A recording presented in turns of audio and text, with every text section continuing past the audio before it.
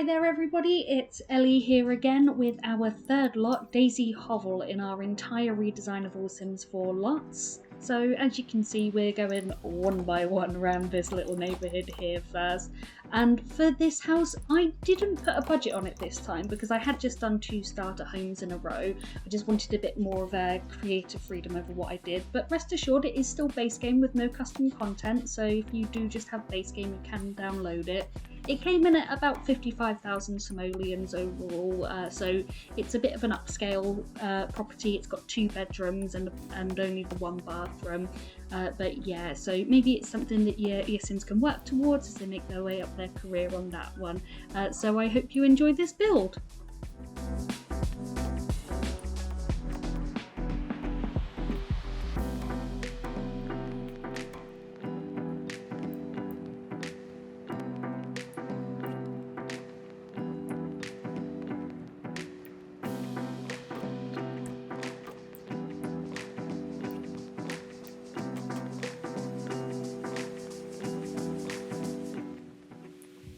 So I had a bit of difficulty deciding the floor plan on this one initially. So in the end I ended up going with something that was sort of similar to the house that I grew up in floor plan wise, just because it's easy for me to draw inspiration from it, and overall I think the floor plans in the UK are quite nice when they're closed concept and things like that.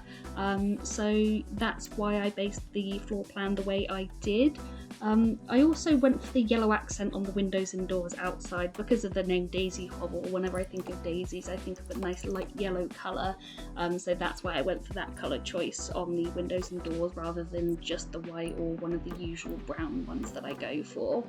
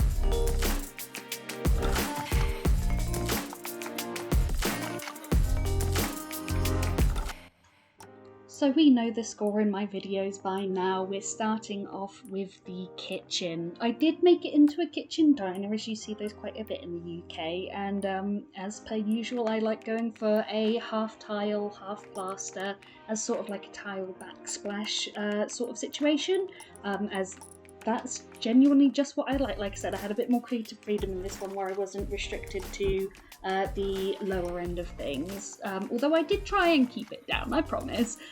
So yeah, classic half tile, half plaster, and I did take back some feedback from people I showed my videos to, and I popped the lights in just so you can see what's going on.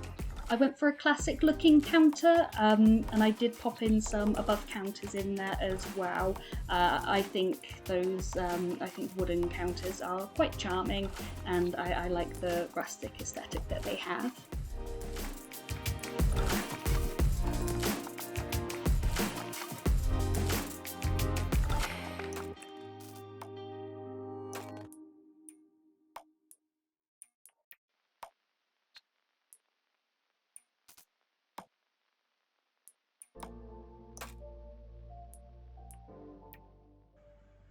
So I had a little bit of difficulty with the overtop counters, just because I usually don't use medium height walls. So I did try moving them down a little bit, but then I thought it looked a bit too cramped with the way it was. So in the end, I did keep them up at the original height and kept the oven hood over the just slightly down from the from the half cabinet there. I thought overall it looked okay. I had a bit of trouble filling in the big spaces because I'm not gonna lie, I usually make my kitchens nice and cramped, but I couldn't do that on this occasion, so I do end up decorating it a bit more. And also just for information, the way I get those accent things like the kitchen towel and the spatulas and things the way that they are, so I let them clip in, I put the bb.move object cheat on, bring the counter out, then select the item, so the spatulas for example, select them again, and if you press and hold Alt whilst you move the mouse, it lets you free move things, and that's how I managed to get them as they are. And here I'm just fixing up a bit of the outside stuff that I completely missed, so the wallpapering and also the roof trims as well.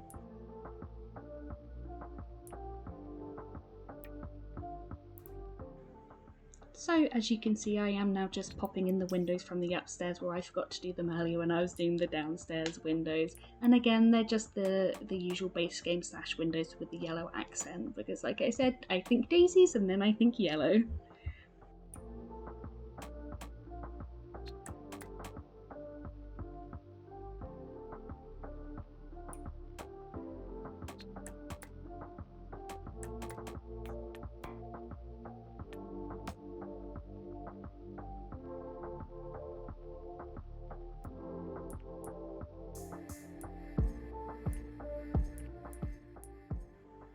And now we're on to the bathroom as per usual, and I love myself a good blue bathroom. I think blue, probably just because of ocean, water, bathroom. That's my word association game for the day. So I just popped in a shower tub combo. I was going a bit back and forth on the colour, but in the end just went with the base colour. Chucked my my countersink in there because, not gonna lie, love a good countersink. And I also popped in like a medium range toilet in there as well, sink, mirror, and a few decorations as per usual.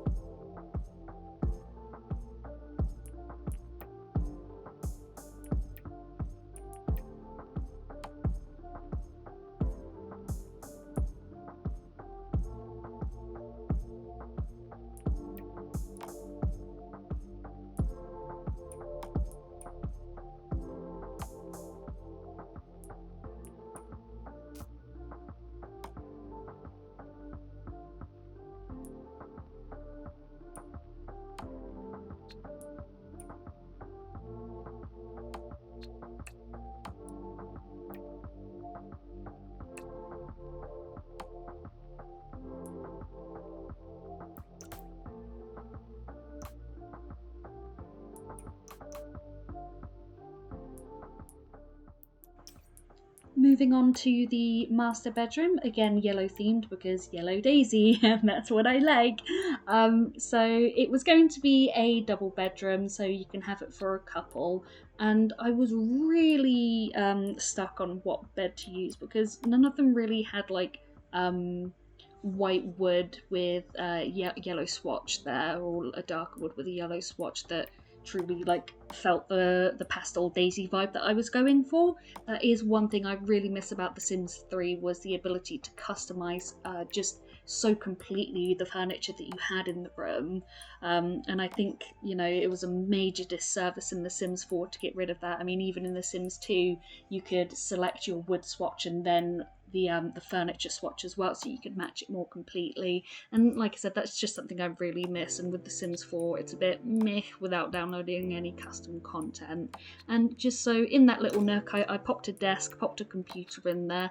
I personally don't like putting computers in Sims rooms because 90% of the time they're then just on the computer, like myself in real life. But at the end of the day, it was a case of I didn't have any monetary restrictions on this build, and computers are good for skill building at the end of the day, so if you needed that, then you can obviously just move right in and get started on your Sims computer career.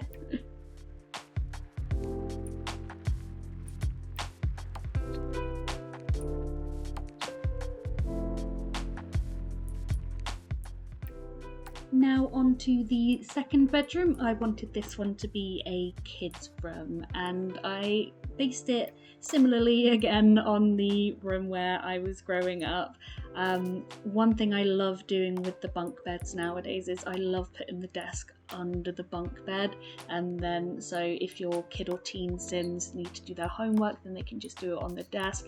Again, another reason I avoided putting a computer up there is because if there's the computer there, then the Sims can't use the desk to do their homework. So I wanted to go for a pink, blue, purple mixture bubblegum vibe, and I really loved that penguin TV, and I thought it was just a great thing to put in a Sims room to give them more of a personality, their own unique spin on their own room. And I don't know how many people used to grow up with a tiny a box TV in their room, but we used to have one as well. You could feel the static when you turned it off at night. But yeah, so this was a Kid Sims room, and I'm really pleased with how it turned out. I thought it was very cute.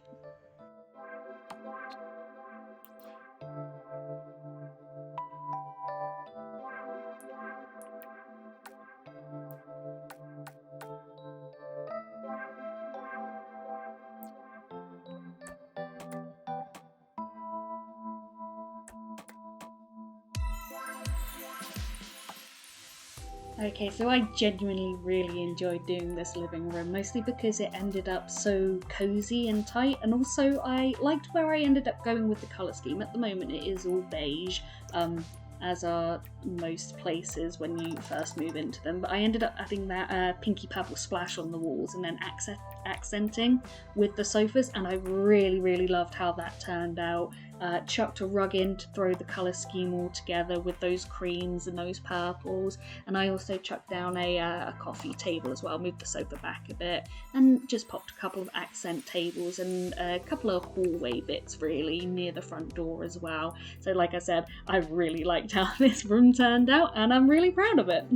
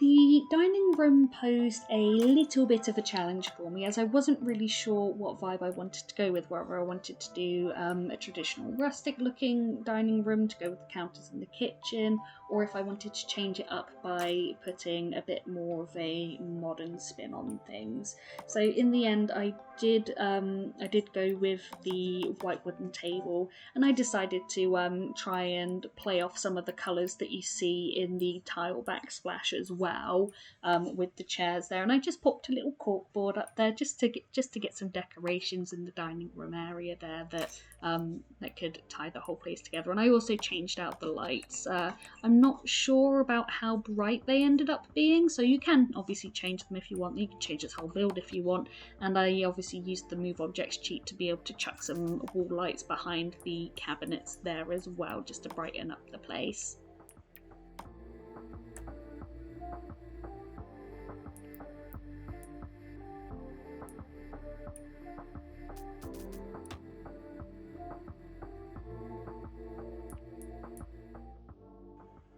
So one thing I've always loved doing and adding to my builds are little conservatories like this, or sunrooms depending on where you are in the world, or even in the UK.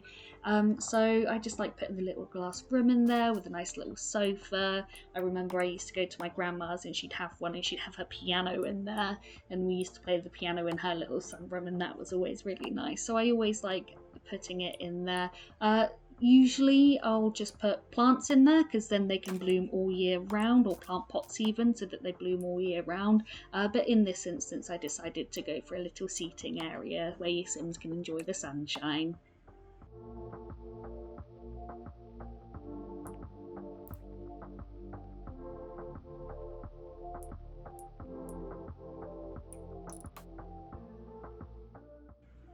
And now for my biggest kryptonite ever, landscaping and back gardens.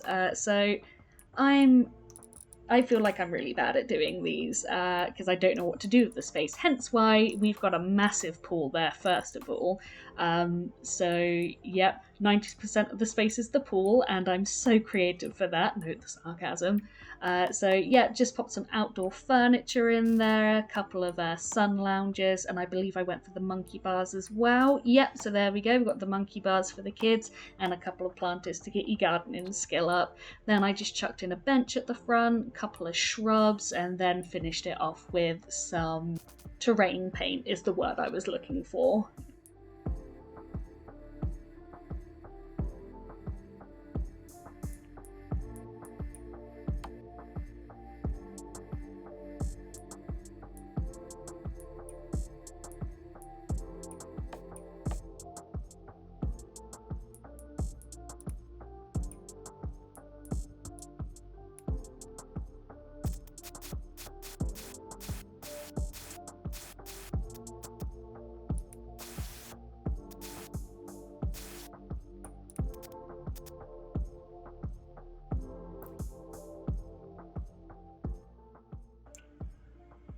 And now we have the classic free cam view, where I have now only just realised at the point of recording this voiceover that I forgot the mailbox. But here is the living room, then we've got the kitchen and the dining room. There's the conservatory, and we just have a nice little peek at the back garden there, swimming pool, monkey bars, planters, and we go back through to the upstairs. There's the hallway, master bedroom, and the kids' room, and then the bathroom. And I did think as I was going through the free cam view that the upstairs hallway looked very, very plain, so I do just go back there quickly and pop a bookshelf in there as well.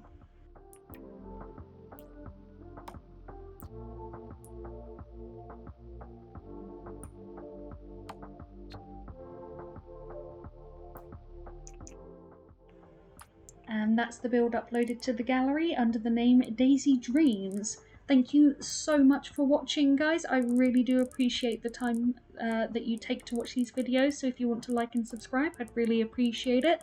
But yeah, thank you for watching, and I hope you have a wonderful day.